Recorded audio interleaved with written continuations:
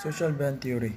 This theory holds the idea that all people are potential law violators, but they are kept under control because they fear that the deviant behavior will damage their relationships with their friends, parents, neighbors, teachers, and employees. Social control theory proposes that people's relationship, commitments, values, norms, and beliefs encourage them not to break the law. Social disorganization theory.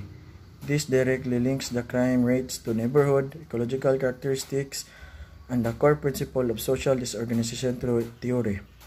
States that the location matters. Social learning theory. This states that individuals are not born with an innate ability to act violently, but they learn to be aggressive through their life experiences. Social norm. A principle of right action binding upon the members of a group and serving to guide, control, or regulate proper and acceptable behavior. Social theory. This theory serves as a model or framework for understanding human behavior and the forces that form it. Somatotyping theory.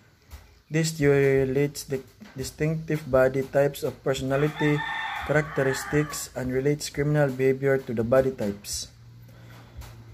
Strain theory.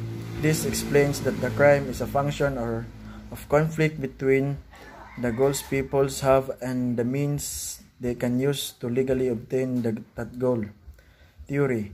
A supposition or a system of idea intended to explain something, especially one based on general principles independent of the thing to be explained.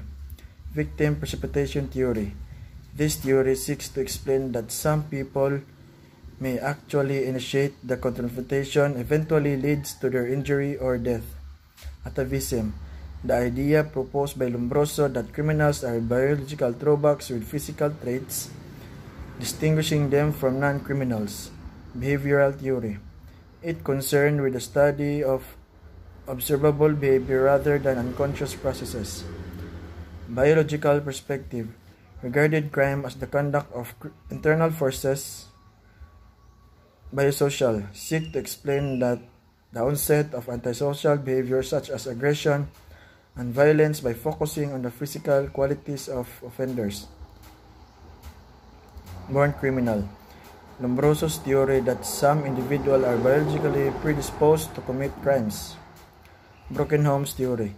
Families that experience divorce, separations, or single parenting often linked to higher rates of juvenile delinquency and criminality. Classical